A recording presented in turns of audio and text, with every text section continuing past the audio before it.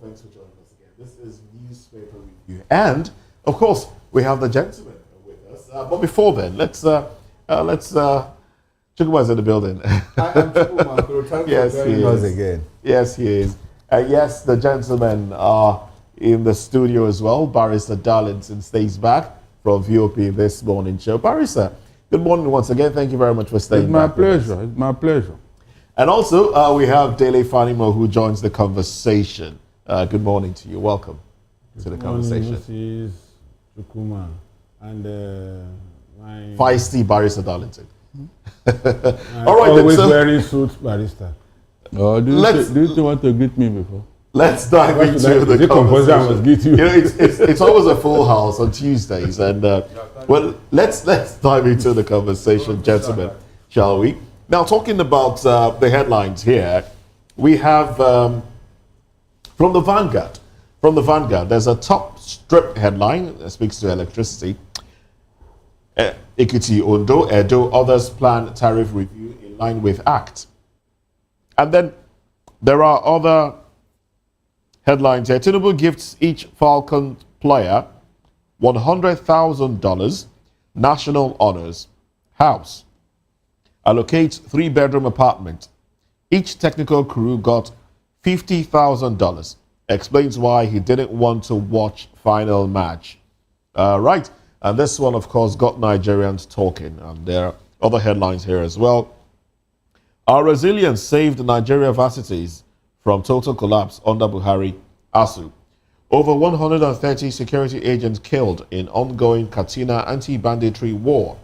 Bandits killed 38 hostages after collecting 50 million naira ransom in Zamfara.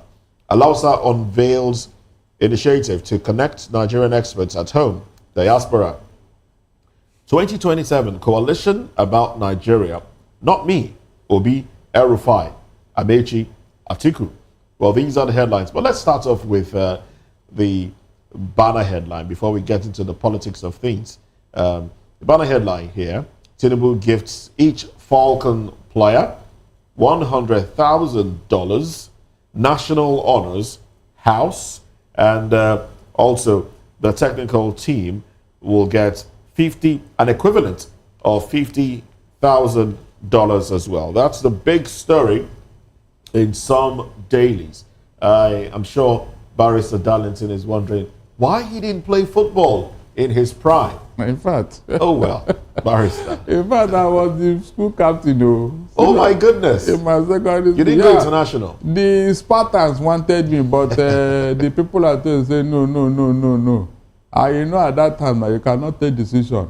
You would have added government house to one of your houses now. In fact, the Carlo one course, who started from Tata, we were just set. Our games master wanted to take me to Owerri at that time, but it didn't work. So are you saying that you are Kano's age mate? Is it? Do they use re-age in football? Are you saying Kano is your age mate? I said we are supposed to have gone there. You are telling me this.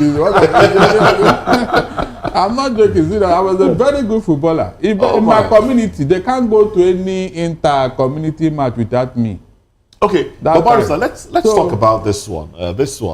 You know, the girls did Nigeria proud. The president has, rewarded them, and we saw their response at that event. I mean, they were so elated that they were chanting, "Now our Papa BD, so we no get another one." No, or your man. Your mandate.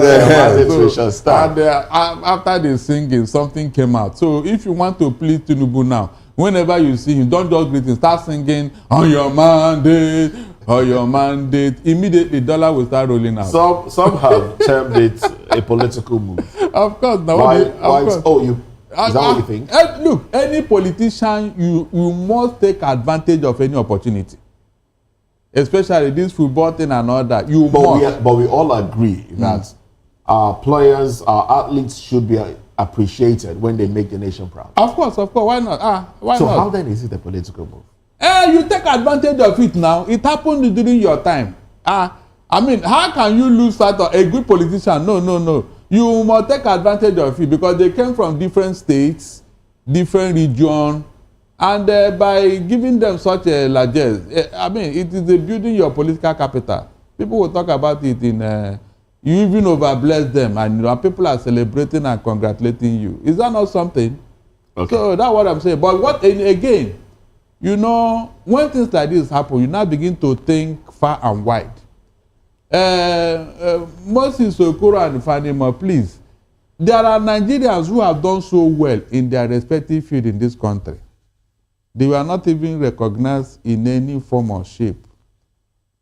But when this thing is just centralized with football or sports, it kills the morale of other people who are doing so well in their different fields of endeavor. It kills the morale of those in IDP camp. The morale of those who are being violated, who are being assaulted by terrorists, and nobody is taking care of them. It brings a lot of, misconceptions that you have your priority here. These people don't matter. By now, our people in IDP, especially in Benue State, they should have gone back to their homes, because that's the food basket of Nigeria. You should have done something about it, so that we know that yes, you care for everybody, not a session of one-off victory. Like you don't win World Cup every day, every month, or every year. Is that 2 years or something that comes like that? So this one that are constantly with you, what are you doing about them? It's important. Let's get your contribution. For me, the awards, the houses, and the money is, I think it's proper for the government to have done that at this moment in time. And don't forget also that I think the winning prize for this tournament is $24 million. Okay. So, government has not lost anything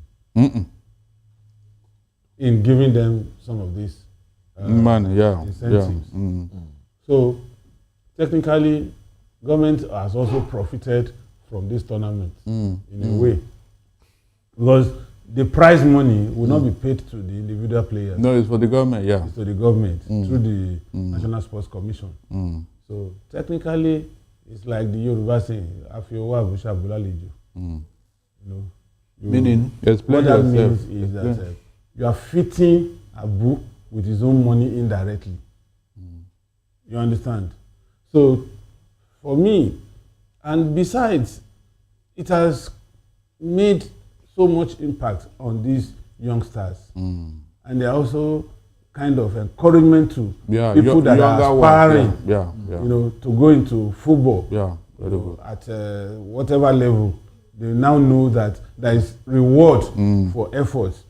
Honestly, like somebody alluded to it, that the president was scared of watching the match to the end. Anybody would be. When we were 2 goals down, I was telling Chukuma when we were going home yesterday, I said when we were 2 goals down, I just left. Well, that was the first time. I just left the place. So when they scored the first one, I thought it was even the home team that scored the third goal. Moroccans. So but suddenly when it was 2-2, the whole place erupted. Yeah. In fact, so that Nigeria, because I had experienced something in 1994. The Dama miracle. No. The Italy-Nigeria match. Okay, almost at the last minute, when we thought we are coasting on to the quarterfinals. Roberto Baggio. They just came and upset us. Baggio brothers. As a matter of fact, that time I was staying with my cousin, doctor. Okay. In fact, we didn't know that we were mourning for 3 days.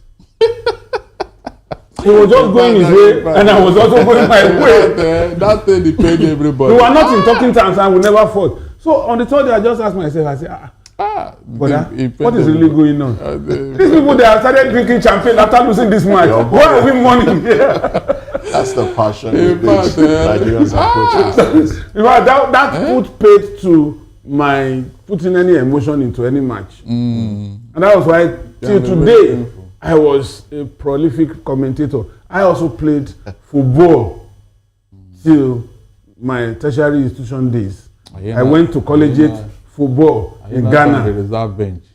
Even if I had made reserve bench, is it not something? At least you didn't play up to university.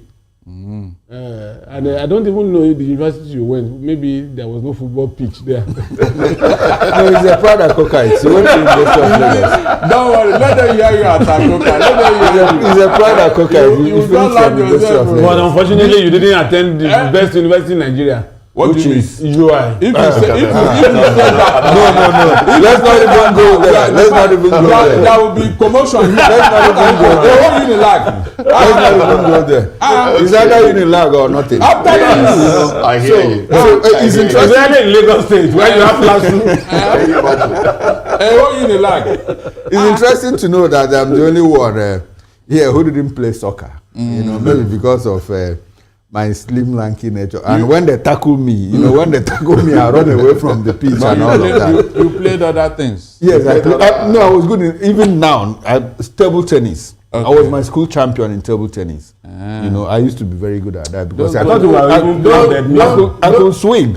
I could swing and all of that. But let's get into... He played other balls. Yes, the thing is that Nigerians are commending, you know, the federal government, you know, the president for doling out this cash reward to the Super Falcons. And it's a good thing, but they're also asking the president to look into other areas, that these are not the only people who make Nigeria proud. Yeah, you know, indeed. Like our soldiers and policemen, while we are asleep, they are awake protecting us, you know, and all of that. And you discover that sometimes their life is in danger.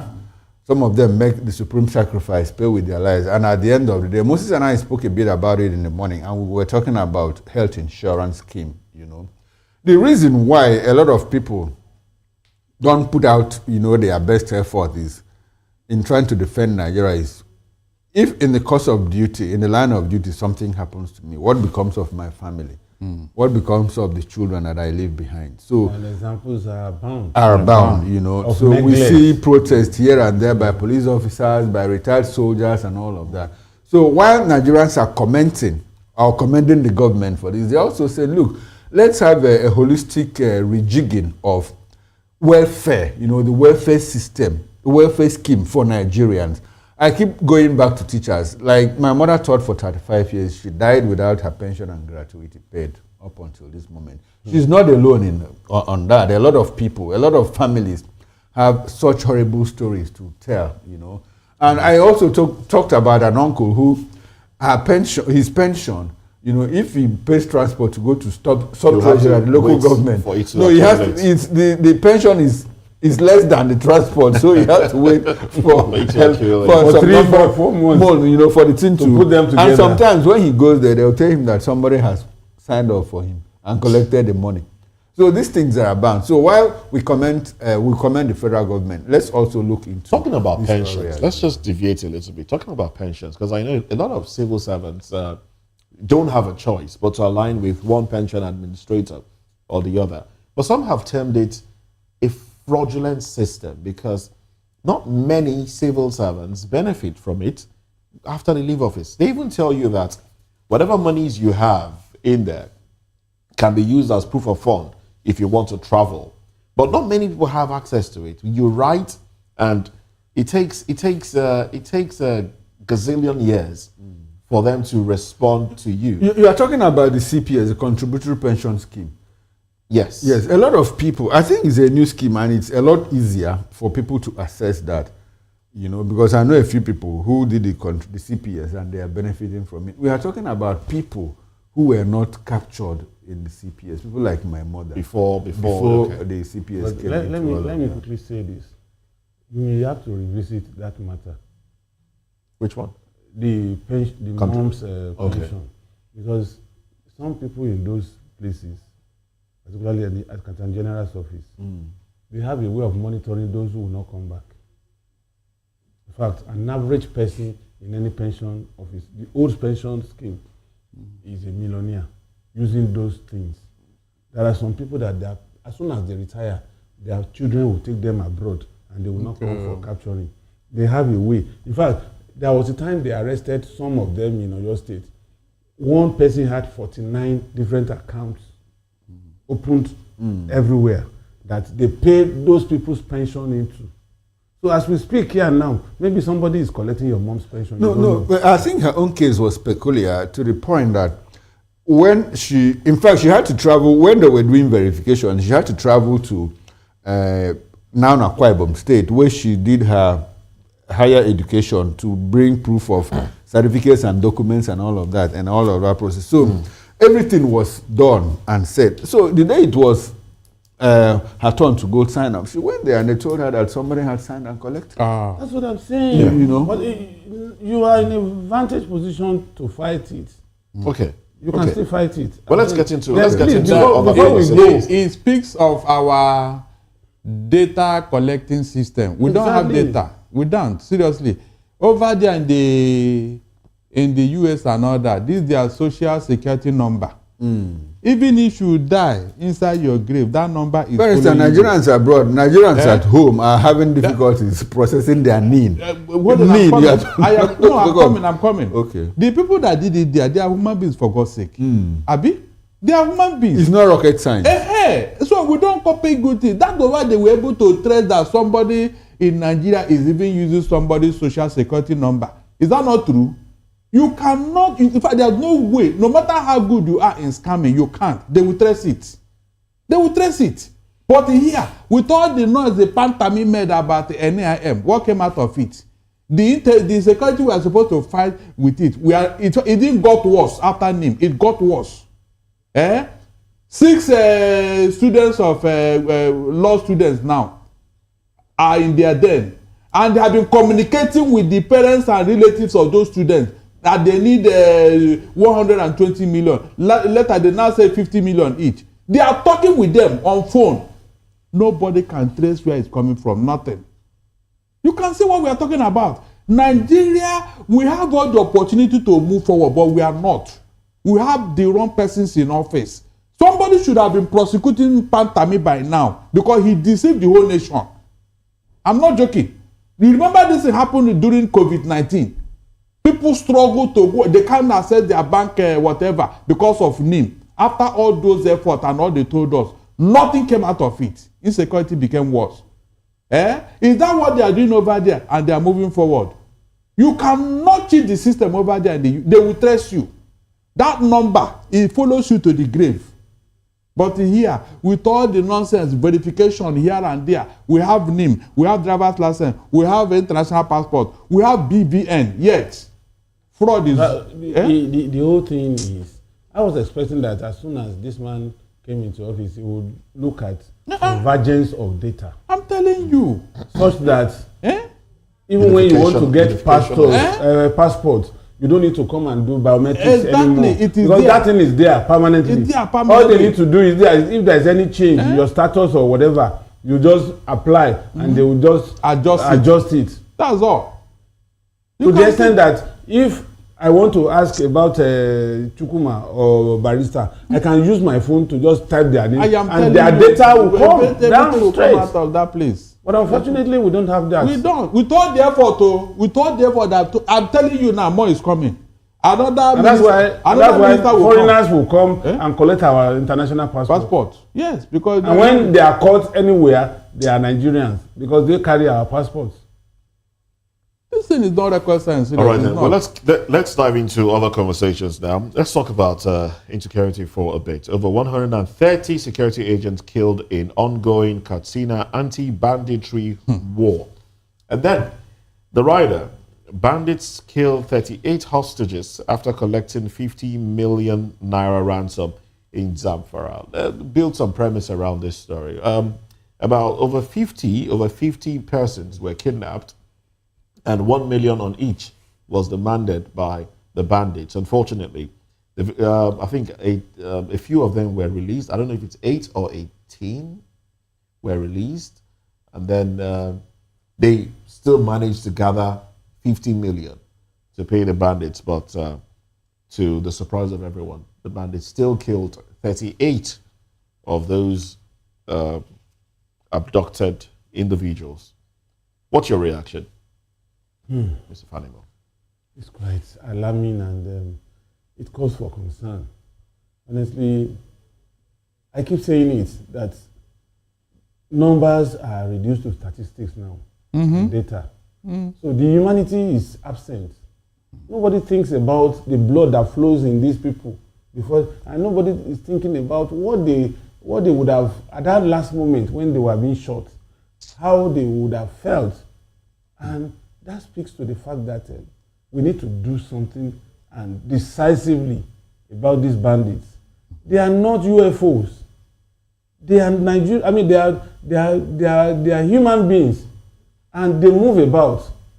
I think it is high time our security forces moved against these people and deal with them decisively. All right, let me add this to that story as we take more reactions. Now, that story from the Vanguard newspaper. Now, if you look at the cover page of the Blueprint newspaper this morning, there's a headline somewhere in the corner there.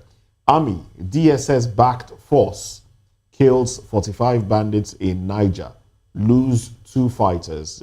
Just a little bit of insight into that one. We hear that troops of the Nigerian army and hybrid forces backed by intelligence support from the Department of State Services on Friday evening in Iburu Village, Shiroro, local government area of Niger State, killed at least 45 bandits terrorizing the area. But unfortunately in the process, 2 of those hybrid forces were killed and a few others are receiving treatment in hospital. Let's merge these stories together. I am thinking that by now, these people would have been eliminated completely. It's like it is either they are coming into Nigeria from other sources, or they have a baby factory somewhere where they are breeding more terrorists. Seriously. Nigeria's relationship with its neighbors. Let's x-ray that as well. We share states like Borno share border with Chad, Niger. If we are open borders. Yes. If we are serious, by now the federal government of Nigeria would have issued a threat to all these neighboring countries. If anybody stray into our country from your own country, we declare war on you. I'm not joking. A threat?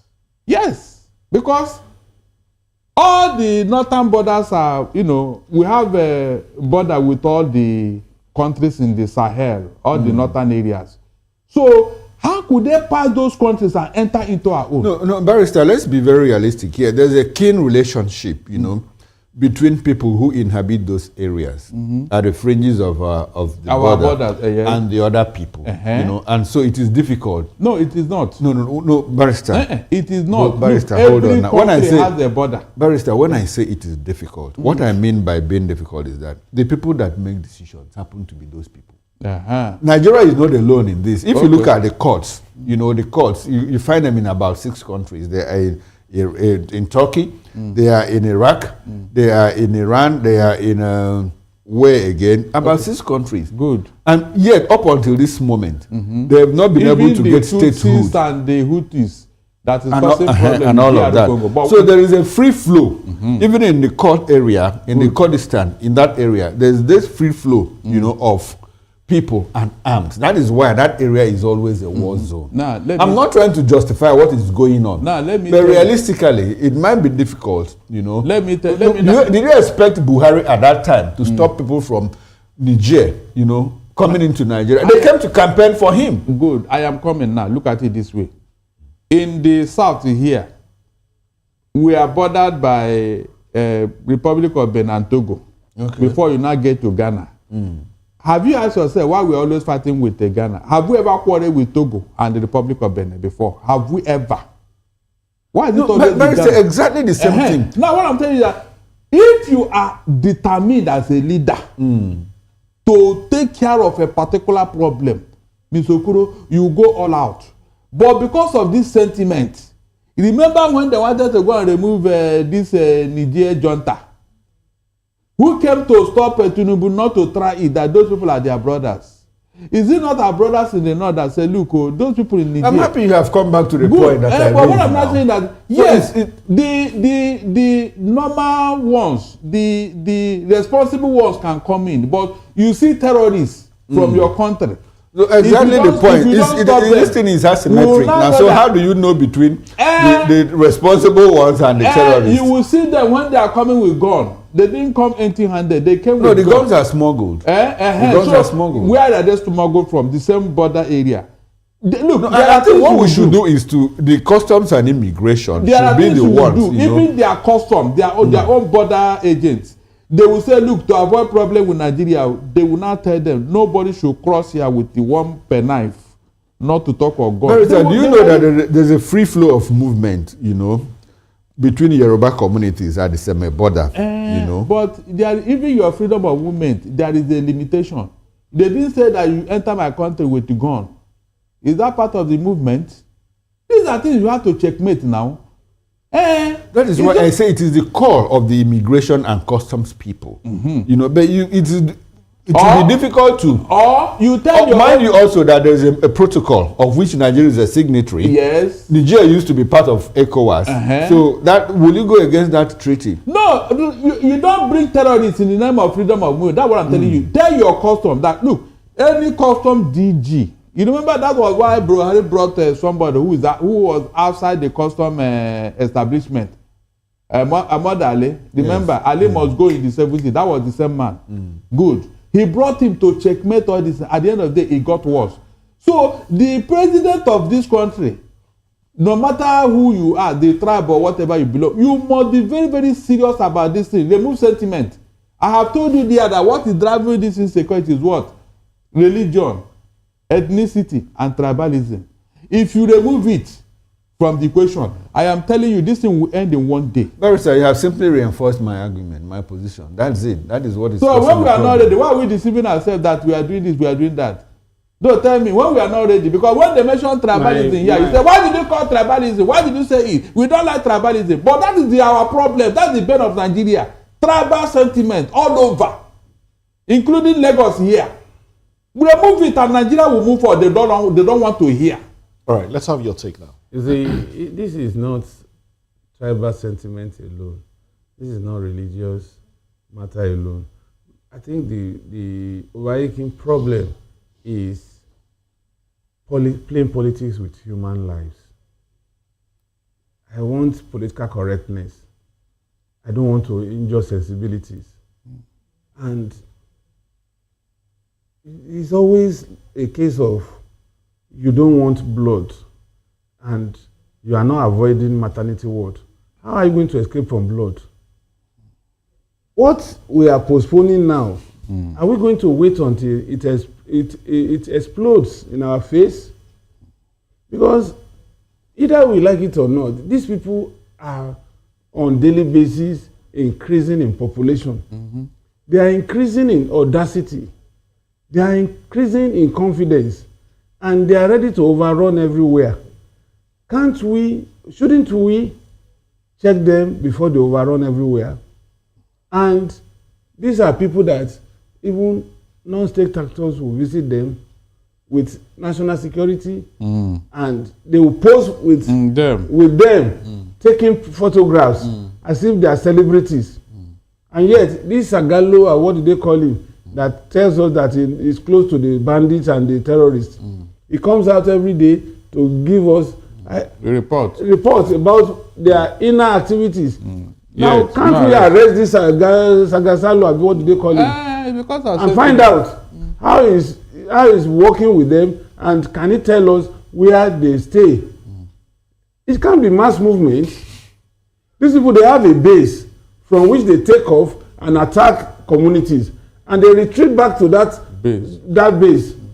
Can't we get them and route them once and for all? With our satellite. When you say that it's not just that it's merely playing politics, it will be difficult to divorce the politics. No, I'm not saying it is not part of it. But if we focus on those things and we are not looking at the politics of it, that we are not. It's all put together. That is the underlying factor. We are not putting everything together in the right perspective. No, what I'm trying to emphasize here is the fact that The underlying factor, the undercurrents that drive that politics that you are talking about is the ethnic and the religious sentiment. Exactly. Without those things, the politics wouldn't be there. Exactly. So that is the undercurrent that drives that momentum that we see, where it is difficult for a certain group of people in government to say, look, let's play down on this because these are our brothers. If a northern leader is being sentimental in attacking this, what politics is he playing? Because the politics is bouncing down on him. This security is majorly over there. So who are you trying to please over here in the south? Who? It's the resentment. It's my people. It's my people. Therefore, they can do and whatever. When you say it's my people, what are you talking about? Ethnicity and the religious are part of it, because the thing is largely driven by this ideological, more like irredentism, you know, extremism. The ideological, the religious extremism, that is what drives it forcefully. You know, so when they begin to play politics with it, they are trying to protect that, which is, I think there was a scholar, I think it was Obido, and that says, look, we cannot like we cannot love what we are if we do not hate what we are not. Exactly. You know, trying to give some premise about why it is difficult in everything, you know, weaved around the politics of identity, which is sweeping all parts of the world. It's not alone in Nigeria, but the thing our own seems to be more deepened, you know, to the point that it is destabilizing society, you know, to the benefit, to the disadvantage of a lot of. If you consider the fact that this same thing that is happening in Nigeria, they went to Ghana to apply their trade, and the Ghana government, their president, this Mahama, when he was there the first time, he drew a line and dared them to cross it. And immediately they took off and entered Nigeria. Okay. Remember that before Padebanjo died, 6 of the elder statesmen, they sued Buhari for causing insecurity in Nigeria. They sued him for 50 billion. It's on record. They sued him, a whole president of Nigeria. Is that not the height of it all? A president, you are being sued for causing insecurity. And those elders, they listed all the things Buhari did in office to promote this insecurity. And now we are praising him. Oh, well, let's look at a few other headlines. E-payment transaction from this day newspaper now. E-payment transaction rise 17.7% to 284.99 trillion naira in Q1 2025. POS transactions hit 10.45 trillion naira. Record 209% increase. That's POS transactions. And then we also have Peter Obi, president, using misleading statistics to conceal economic hardship. Gentlemen, how do you react to this? I mean, we talked about this during the VOP this morning, but let's get your view. Was it not Tinubu that asked Obi, then our statistics we go chop? Why do you say that? No, why do you do this now? Even the wrong way. There is no way you can move forward as a government without statistics or data. It can never happen. Everything must be computed and captured for you to know where you are going. Now, that thing that Obi was doing that time during campaign, that they were mocking him, share now statistics we go chop. Why are you now using it? Even using it the wrong way. Is that not what Obi is complaining about? You can see government. Please, whenever it comes to governance, even if your opponent is your worst opponent, whenever you see something good in him, copy it. Because you are not doing it for him, you are doing it for the country. If Tinubu had been taking care of statistics and data coming from within and outside Nigeria, he would have been sober. He would have been doing things with the circumstance. You can't just be walking, empty. What are the statistics that is backing this thing you are saying? The level of poverty, the level of insecurity, the level of corruption. Capture this thing, capture it. There are people who are good in this thing. Let them give you figures so that you can work on it and know where you are going. Not just come out and say things are getting better. How is it getting better? How? Just a few months ago, rice was 50,000, 60,000. Now it is 100 and going to 100 plus. How did it happen? Mr. Okoro, how did it happen? Nobody tells us. The naira will come down to 1,400 to $1. Today, tomorrow, 1,600. How did it happen? Nobody knows. Nobody tells us. So we are a country that we are a dataless nation in this age and time. Dataless. I'm not sure that is what Obi is saying is that the president is churning out data, statistics, you know, that are not correct. Are not correct. That's what I'm saying now. What is the difference? What are you saying? That's not. It's the same thing now. You know, you are saying that we don't even have data to work with. When you are providing the wrong data, is that the data that anybody can work with? You are bringing out the wrong. Is that what Obi is saying? Okay. The thing he brought out, is it the correct thing? So which one should we rely on? Which data should we rely on? Accurate data. From where? From who? What are the MBS and all the people? What are they doing? Okay, the National Bureau of Statistics. What are they doing? Now, when the National Bureau of Statistics says that, look, we have rebased the economy, and now Nigeria is still number 4, though doing very well at the local level, but there is an improvement. And Nigerians don't believe it. Nigerians question such statistics. Right? Because reality is not telling the truth. It's not telling the truth. Now, the same NBS says, look, 133 million Nigerians will get into acute hunger in June. Nigerians say, NBS has said it. So, between perception and reality, which one should we take? Perception, how can the two of them work? No, in one breath, we believe NBS. In another, we don't believe this NBS. At least the NBS said 138 million, Abi. 133. Good, 33, good. Why can't Tinubu ask himself, you mean I am governing over 133 million of my people that are in acute poverty? What am I doing here? Okay. Is enough to fire him? So when the same NBS says inflation has dropped from 28% to 24.6%. After rebasing. Yes, after rebasing. It is left for Tinubu again to ask his economic advisor, what do we do? This statistics is supposed to help him. That's what I'm saying here. This thing, when they go and verify, go and interrogate it. Say, call your FI. After you have all of them, they're all the advisors. What is the meaning of this thing that I'm hearing? Come and tell me, how do we overcome it? That is how modern government Barrister, the direct question is this. When they rebase the economy and say that inflation has dropped from 28 to 24%, did you believe them? Why would I believe them when the inflation in the market is telling me a different thing? Okay, but when they tell you that 103 million people will get into acute poverty. Because it came from MBS. Both of them came from the MBS. And that's what I'm telling you now. I said, look, fine. That of poverty is known. We are the poverty capital of the whole world. Yes, I now. think Nigerians choose what. I am saying that what suits them. No, it's not what. No, what I'm saying is that the president should look at these statistics that MBS brought out and say, how do we work on these things? Not to pretending as if all is well. That's what I'm telling you here. No, the president has the president ever said that all is well?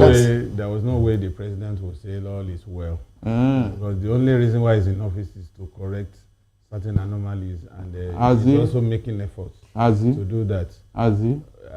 For me, most of these things from the FBS, I consider it as a voodoo statistics. Voodoo. Just like Nimet.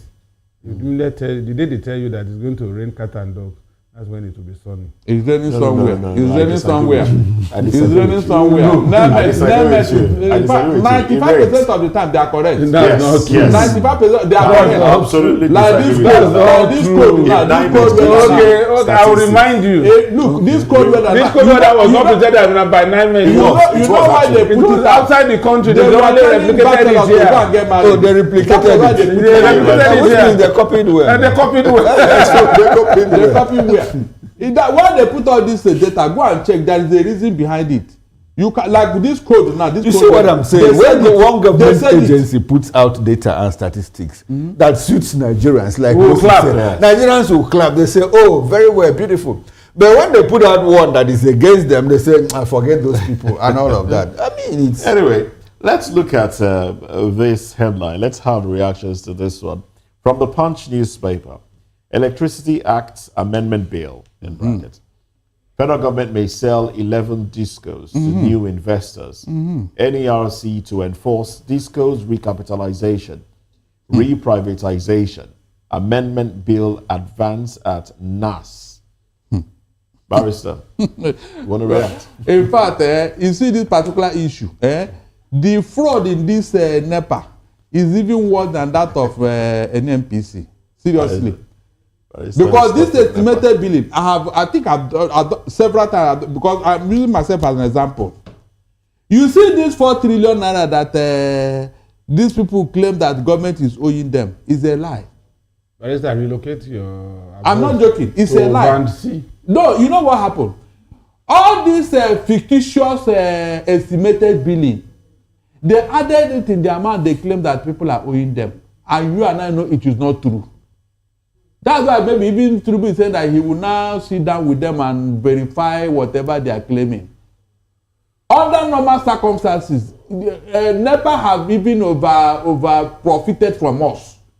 So when they claim that the money they are owing them, I ask myself, where is this money? Who is owing this money? With all this estimated billing you are collecting from people, how can anybody? You are the one owing us. 2 months ago, NEC said that this disco should pay back 660 million naira to consumers that they overbilled. Mm-hmm. They didn't return that money.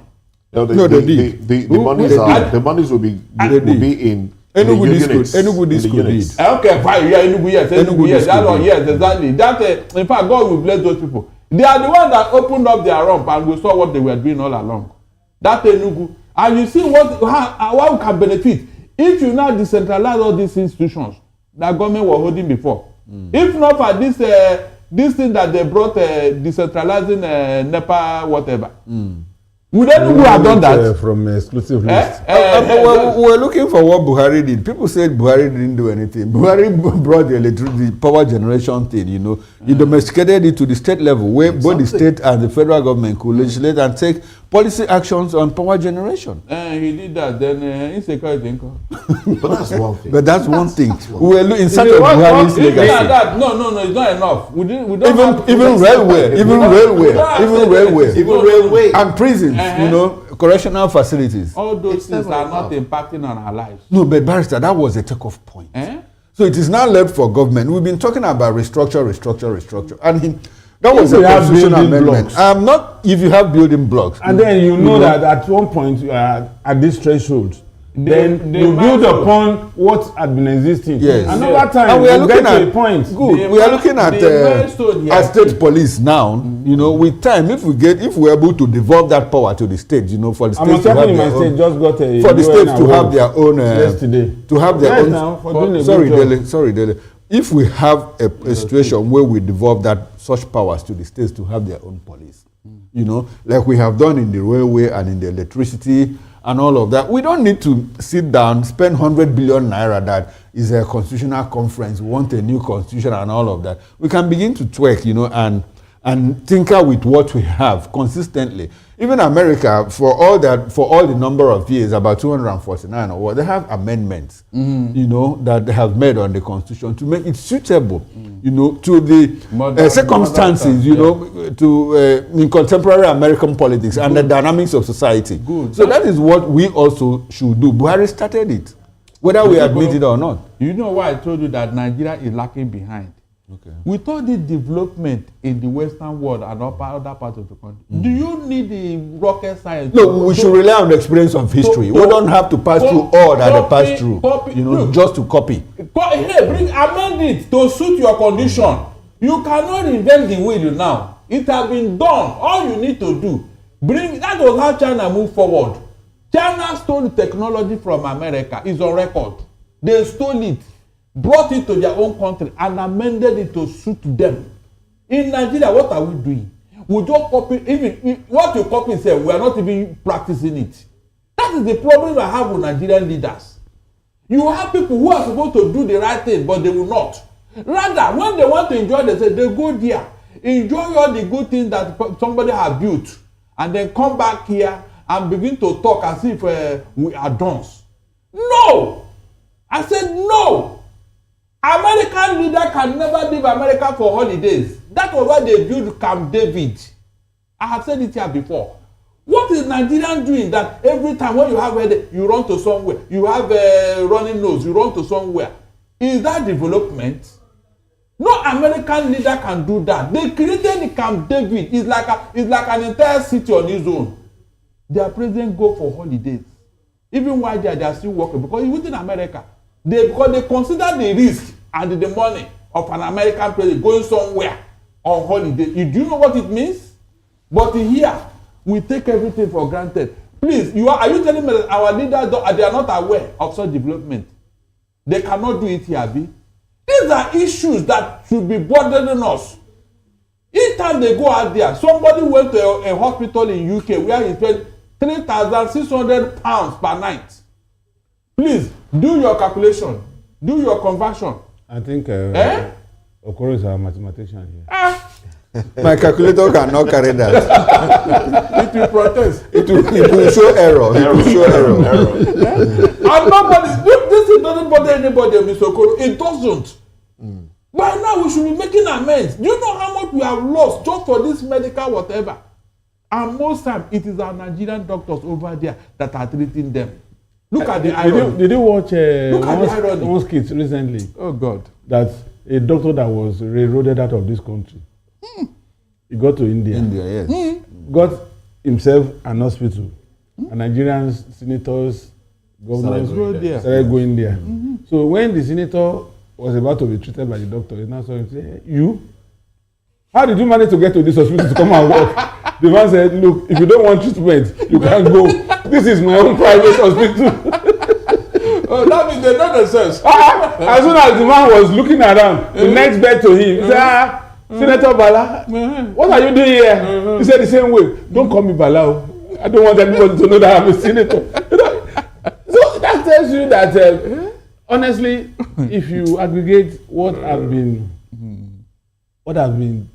stolen in this country, even in the last 10 years, let's even leave the other years, this money is enough to establish one fantastic world standard hospital in each state of the federation. Indeed. I'm telling you. Indeed. I'm telling you. Just imagine that £3,600 per night. Calculate it. How many nights the man spend? Look at what that Balinde local government SCDA chairman did. One small hospital, he transformed it to a very beautiful. In fact, there is nothing that woman that was showing that hospital said, ordinarily before that one came, they were using phone searchlights to perform operation in that hospital. But you need to see with solar energy and everything new. So the onus really is on government. I'm telling you, we have bad leaders. I keep saying it, turning 360 degree. It falls squarely on the leadership. Leadership That's our very problem. Wicked and heartless leaders. Seriously, they don't think of tomorrow. They think that leadership is for them to come and grab money and then become too powerful, more powerful than God, without thinking of the generation that is coming. It's a psychological problem. Most of these people, what they seek is human validation. Because beyond the optics, how much food can you eat? In fact, how many cars can you ride in a day? If you hop from one car, tell them to use. There was a governor I went to his house in Ibadan. I said, this must be a very beautiful hotel. Because the number of cars I saw in that premise was about 26. And I was told that the wife had already taken a substantial number of those cars to go and hide somewhere. The ones that were left, over 25. What are you going to do? Which means if you must ride each car every day, you run a full circle before you can, of a month, before you can go back to the last one, the first one you drove. Is that not madness? I'm telling you. Upon that, money is in the bank account, both here and abroad. Just lying low. Do you know that money we borrow here, we borrow from Oyibo? No, we'll take it back to them immediately wholesale. I'm telling you. So when the next government comes, you go and borrow the same money and they return it back. All right, there's really a lot to talk about from the dailies this morning, but we have limited time to do that. We have just under an hour to do that, and this is where we will be dropping anchor on newspaper review today. Well, big thanks to you, Daily Fanimo, for staying with us, a reporter, and also VOP analyst, and also Barrister Darlington Agomo. Thank you very much for your time. Pleasure. My pleasure. Well, Chukwuma he'll be back here at 6 p.m. Let us into what to expect. Yes, we are going to discuss 2027 and what will happen in Lagos. considering the fact that some people are saying, look, the Lagos State government is giving warning ahead of 2027 by renaming some streets. Join me then, 6 o'clock. Promises to be very, very exciting. Promises to be interesting indeed. Charlie Boy bus stop, now known as Bado bus stop. Look at the name. Interesting. Look at the interesting stories there. But yes, it promises to be interesting. 6 p.m. is the time. Well, this is how far we can go on Newspaper Review. I am Moses Humphrey. Stick around. Sports comes up at 11 o'clock. Bye for now.